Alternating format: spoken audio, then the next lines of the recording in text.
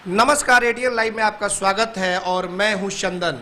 जैसे जैसे विधानसभा चुनाव नज़दीक आ रहे हैं वैसे वैसे जो नेता हैं उनका क्षेत्र में दौरा बढ़ते ही जा रहा है और इसी को लेकर के एटीएन लाइव लगातार दिखा रही है कई क्षेत्रों में जाकर के कि नेताओं का विकास कितना बोल रहा है। क्या जनता उनके विकास से खुश है या फिर वो अपने क्षेत्र में नए नेता की चुनने को तलाश में लगी हुई है। और इसी को लेकर के हम पहुंचे हुए एक बार फिर से गोरियाकोठी विधानसभा क्षेत्र में और आज हम बात करेंगे एक शिक्षाविद से जो कि हजारों बच्चों को संस्कार के साथ साथ शिक्षा देने का काम करते हैं। लेकिन आज ऐसी क्या बात हो गई कि शिक्षा के साथ साथ वो अब राजनीति के क्षेत्र में भी परचम लहराना चाहते हैं। हमारे साथ मौजूद हैं गोरियाकोठी विधानसभा क्षेत्र के भावी उम्मीदवार अनूप कुमार तिवारी। अनूप जी का सबसे पहले एटीएन लाइव पे स्वागत है। स्वागत है आप सभी दर्शकों का एटीएन लाइव में। मैं तमाम एटीएन लाइव के दर्शकों को इस कोरोना महामारी में स्वस्थ रहने के लिए मैं कामना करता हूं। साथ में आपको भी मैं धन्यवाद देता हूं कि आप यहां पहुंचे। आप भी बहुत मेहनत कर रहे हैं, इसलिए मैं भगवान से निवेदन करूंगा कि आप भी सुरक्षित रहें।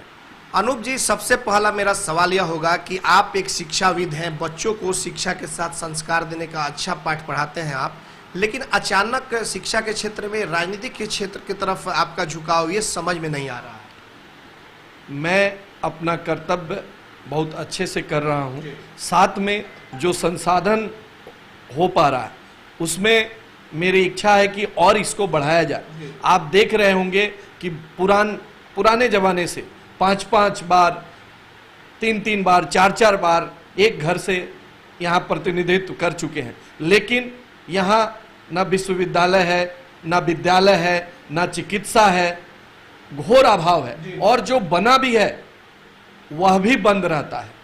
तो मैं इसके लिए आया हूँ कि अगर मैं अपना होकर अगर काम कर सकता हूँ तो सरकार का जो पैसा आता है उसको अगर जनता में पहुँचा दिया जाए तो मुझे नहीं लगता है कि विकास कुछ भी बाकी रहेगा। आपके जो आरजेडी के विधायक है इस क्षेत्र के सत्यदेव सिंह के ने क्या विकास का काम नहीं किया है? देखिए, सब कोई अपने हिसाब से कुछ न कुछ करते रहता है, लेकिन जो मूलभूत सुविधाएं होती है, सड़क विकास का काम में आता है कि नहीं आता है आपको भी पता होगा, ठीक है। लेकिन शिक्षा जो है, स्वास्थ्य जो है, आज हम 70 साल आजादी के हो गए, लेकिन मैं आज भी हम लोग क्या बोल रहे हैं कि लाइन आ गया। हम लोग 6 GB कंप्यूटर क्षेत्र में बढ़े हैं, लेकिन मालिक कौन होता है? वह अध्यक्ष हाई स्कूल का विधायक होता है। आप एक विद्यालय में बता दीजिए जहां उन्नत किस्म का कंप्यूटर शिक्षा होता हो, तो आप खुद ही समझ पाएंगे कि शिक्षा का विकास कैसे हो रहा है, स्वास्थ्य की क्या हाल है। हमारा 80% से 70% आबादी कृषि प्रधान देश है। क्या हेल्थ कार्ड बना है? क्या कृषि केंद्र जो है वो सही काम कर रहे हैं? तो आपको क्या लग रहा है कि 15 साल राजद का शासनकाल रहा और 15 साल आपके नीतीश जी का शासनकाल रहा, यानी कि एनडीए का, क्या एनडीए जो कहती है कि विकास की सरकार है, सुशासन की सरकार है, सड़कें बनाई गई, बिजली पहुंचाई गई, तो क्या ये विकास इस सरकार में नहीं हो सकी? आप ही बताइए, नीतीश जी में शिक्षा का क्या स्थिति हो गया है? लालू जी के समय में अच्छा भी था, तो ये तो 15 साल में आज व्यवस्था एकदम खत्म के तौर पे है। स्वास्थ्य का वही हाल है। आप कितना महामारी है, प्रॉपर वे में अगर टेस्टिंग होता है तो कोरोना से आदमी भगवान भरोसे जी रहा है। तो आप जब अब मूड बना चुके हैं चुनाव लड़ने के लिए, और किस क्षेत्र से, ये हमारे दर्शक अब जानना चाहेंगे। मैं गोरियाकोठी का लड़का हूँ, गोरियाकोठी से पला बड़ा हूँ। यहाँ नेता का अभाव नहीं है। मैं देख रहा था विगत कुछ सालों से कि 2 परिवारों में 2 आदमियों में हो रही थी, लड़ाई हो रही थी। तो मेरे ग्रामीणों द्वारा कि भाई आप इतना अच्छा काम कर रहे हैं, आपके जैसा आदमी अगर आएगा तो जरूर विकास हम लोग का होगा, इसलिए आप आइए। जरूर आपने मूड बना लिया है कि विधानसभा चुनाव लड़ेंगे? जी हाँ, अगर जनता बुलाई है तो जनता को आशीर्वाद देना है। मैं जनता के लिए हूँ, मरूंगा जनता के लिए और जिंदा रहूंगा जनता के लिए। तो क्या माना जाए कि अनूप तिवारी जी चुनाव लड़ेंगे तो क्या किसी दल से चुनाव लड़ेंगे? डेफिनेटली किसी दल से चुनाव लड़ूंगा। तो क्या कुछ क्लियर राजद से या बीजेपी से कुछ इस तरह से? देखिए, इसलिए कि राजद के आप सिपाही के तौर पे जैसे कि अपने आप को बता भी रहे हैं और तारीफ भी कर रहे हैं आरजेडी की। तारीफ आरजेडी का मैं कर रहा हूं क्योंकि 15 साल सिर्फ दोष देने में तो नहीं, अगर मैं आज सत्ता में हूं 15 साल तो हिसाब तो मुझे देना है ना। जो सत्ता में नहीं है वो तो हिसाब नहीं देगा, जो सत्ता में है उसको हिसाब देना है। तो मैं चाहता हूं कि जो जिम्मेदारी जिसकी है, दोषी तो वही होगा। आपको क्या लग रहा है कि सत्यदेव सिंह ने गोरियाकोटी विधानसभा क्षेत्र में जो विकास होने चाहिए, चाहे शिक्षा के क्षेत्र में हो, स्वास्थ्य के क्षेत्र में हो, क्या उन्होंने किया है या नहीं? यह किसी से छुपा नहीं है। मैं किसी के ऊपर में डायरेक्ट आरोप लगाना उचित नहीं समझता हूं। यह जनता सब समझती है। आप जनता के लिए काम करेंगे, चाहे मैं हूं या कोई भी हो। अगर जनता के लिए काम नहीं करेगा तो कुछ भी होगा, जनता उसको वोट नहीं देगी। एक चर्चा यह भी है कि आप मंगल पांडे जी के रिश्तेदार माने जाते हैं और आप हो सकता है कहीं उधर से कुछ सेटिंग वेटिंग इस तरह की कहीं कुछ। ऐसा कुछ भी नहीं है। रिश्तेदार मेरे वो डायरेक्ट नहीं है, इसलिए कोई बात ही नहीं है। और यह भी चर्चा है कि प्रभुनाथ सिंह से भी आप मिलने के लिए पहुंचे हुए थे जेल पर। क्या कुछ बातें हुई थी चुनाव को लेकर के? यह एक उनके हालचाल जानने के लिए जस्ट एक मित्रवत मुलाकात थी। प्रभुनाथ जी। और कुछ चुनाव से रिलेटेड कुछ बातचीत हुई? जी नहीं। उनकी माँ का जब देहांत हुआ था उस समय मैं गया था। अच्छा, आपको क्या लग रहा है कि अनूप जी की जो आरजेडी है, तेजस्वी जी उसके मान लीजिए नेता है, सत्यदेव सिंह विधायक हैं आपके गोरियाकोटी के, आपको क्या लग रहा है कि सिटिंग विधायक को टिकट न देकर के किसी और को आपकी पार्टी की टिकट दे देगी? देखिए, यह तो आला जो बैठे हुए हैं उनका अधिकार है, यह मेरा अधिकार नहीं है। पार्टी अगर सरकार बनाना चाहेगी तो जरूर सब चीज़ों को अपने विचार, अपने मन में ध्यान करके अगर पार्टी जिताऊं कैंडिडेट को देगी जो कि पार्टी का मान सम्मान उठाएगा, तो निश्चित ही पार्टी उसके विषय में भी सोच सकती होगी, सोचेगी। आप किसे मुख्यमंत्री के तौर पे देखना चाहते हैं? जो बिहार का सर्वांगीण विकास करे। कौन? तेजस्वी? अभी महागठबंधन में शायद नहीं हुआ है। तेजस्वी के तरफ से जी की तरफ से वह नेता चुन लिए गए हैं। जैसे ही होगा तो डेफिनेटली तेजस्वी होंगे।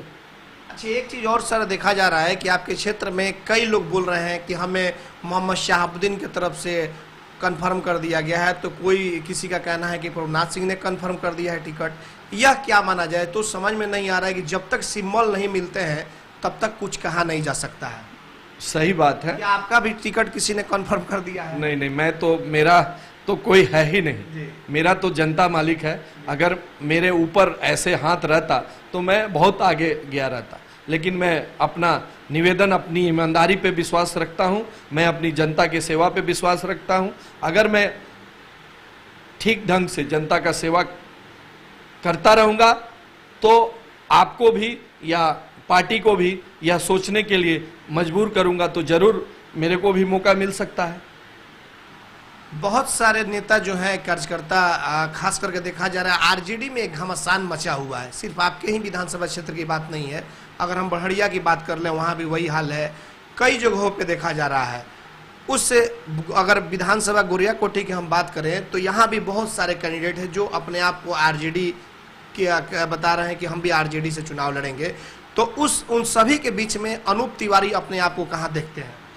देखिए, यह रिपोर्ट कार्ड बोलता है और संवैधानिक अधिकार है सबका चुनाव लड़ना। अधिकार है तो सबको ही अपना दावा ठोकेगा। लेकिन बहुत सारे कैंडिडेट जो हैं यहाँ पे, वह ऑलरेडी किसी ना किसी पद पे है। कोई पैक्स अध्यक्ष है तो 5 साल पैक्स अध्यक्ष है, कोई विधायक है, तो जनता को हिसाब दे दे। जनता अपने आप, जनता तो सर्वोपरि होती है, जनता सब जानती है। आप जिस पार्टी से चुनाव लड़ने का मूड बनाए हैं, जैसे कि आरजेडी के लिए आप बता रहे हैं, बीजेपी वाले लोग कहते हैं कि 15 साल लालू जी की सरकार रही तो उस समय जंगल राज हुआ करता था, तो कैसे फिर जनता उस जंगल राज को तो याद करेगी? देखिए, 15 साल जंगल राज नहीं था। आप अगर आंकड़े का खेल देखेंगे तो उससे ज़्यादा इस सरकार में हो रही है। तो यह नहीं होता है कि झूठ भी अगर बोलना है तो जोर से बोलो तो झूठ सच हो जाती है, वही हाल है आज के दिन में। आज क्या मंगल राज इसको क्या मानते हैं आप? जनता त्राहिमाम है। अभी सामने आप देखें कि आजादी के समय में जब देश का विभाजन हुआ था तो उस समय जैसे माथे पे लोग एक बॉर्डर से दूसरे बॉर्डर जा रहे थे, आज वही सामना हुआ है। आज भी लोग त्रस्त हैं। आप देश की स्थिति जो आज के दिन में है, अगर किसान नहीं रहते तो मुझे तो नहीं लगता है कोई इंडस्ट्रियल्स देश को चला रहा है आज के दिन में। अगर जीडीपी बढ़ा है तो ड्यू टू यह जो खेती किसान के वजह से हुआ है। अभी कुछ दिनों पहले सत्यदेव सिंह से हमने इंटरव्यू भी किया था। उनका सीधे तौर पर कहना था कि इस बार मैं जितना वोटों से जीता था उससे ज़्यादा रिकॉर्ड मतों से मैं फिर चुनाव जीतूंगा और टिकट लेकर भी आऊंगा। और जो नेता घूम रहे हैं ये सब छुटवैये नेता हैं, उनका कहना था। देखिए, उनके जैसा सभ्य और 2 बार का विधायक अगर विधायक हैं तो मुझे नहीं लगता है कि इस शब्द का उनको यूज करनी चाहिए। रह गई बात दूसरे नेताओं की, तो जनता सब जानती है, जनता बोलती है कि कौन क्या है, किसका है। आप जनता में जाएंगे, नाम रखेंगे तो सबके बारे में सब बता दें।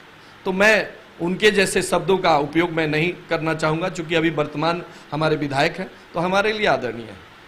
अनूप जी, आप क्षेत्र में जाएंगे, दौरा करने के लिए जनता के बीच जाएंगे, किन मुद्दे के साथ आप जनता के पास जाएंगे? क्या मुद्दा होगा आपका इस चुनाव में? क्योंकि ऐसा देखा जाता है कि जब जब चुनाव आते हैं तो बड़े बड़े वादे नेता करने लगते हैं और फिर चुनाव जीतने के बाद वो घर जा करके फिर आराम फरमाने लगते हैं। तो आपका मुद्दा क्या होगा? क्या जनता के हित में क्या कुछ आपने सोचा है? देखिए, जो भी नेता आ रहा है अगर वह जमीनी होगा, अगर नीचे से उठ के आया होगा, इस क्षेत्र का होगा, तो कभी भागेगा नहीं। दूसरी बात, मुद्दा तो भरा पड़ा है। मैं किस किस मुद्दे का बात करूं? मैं अगर शुरुआत शिक्षा से लिया जाए, स्वास्थ्य से लिया जाए, रोजगार से लिया जाए, आप देख रहे होंगे कि सबसे ज्यादा अगर विश्व में भारत में अगर बेरोजगारी है तो वो बिहार में है। पाल्यान जो बाहर जाते हैं, पाल्यान जो है वो भी बिहार का रेशियो सबसे ज्यादा है। आज ये बताइए ना कि कितने 15 साल में कितना इंडस्ट्री लगाया गया, कौन सा इंडस्ट्रीज आके रहा? तो लालू यादव की भी सरकार में नहीं लग सके।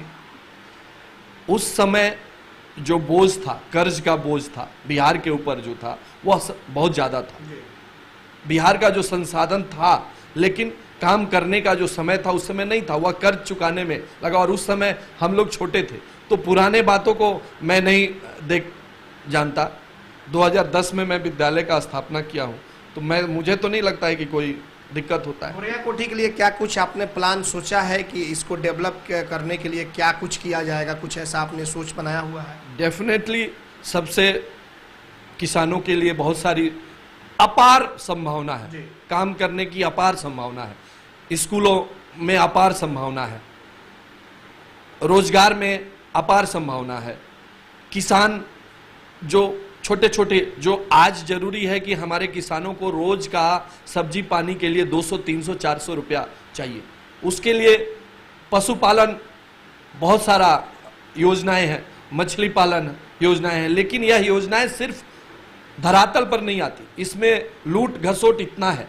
आप गरीब का अगर किसी विषय में केस होता है, कानून व्यवस्था है, आप देख लीजिए कि क्या स्थिति बनी हुई है। मैं किन किन बातों का करूंगा, ये तो कम पड़ेगा, अगर मैं गिनाऊं तो गिनाते रह जाऊंगा। जो हमारे भाई मजदूर थे जो बाहर पलायन करके रोजगार करते थे अपने घर का भरण पोषण करने के लिए, आज तकरीबन उनकी संख्या 28 लाख के करीब है, वो बिहार में एंट्री कर चुके हैं। कि आने वाले समय में ये चुनाव को प्रभावित भी कर सकते हैं?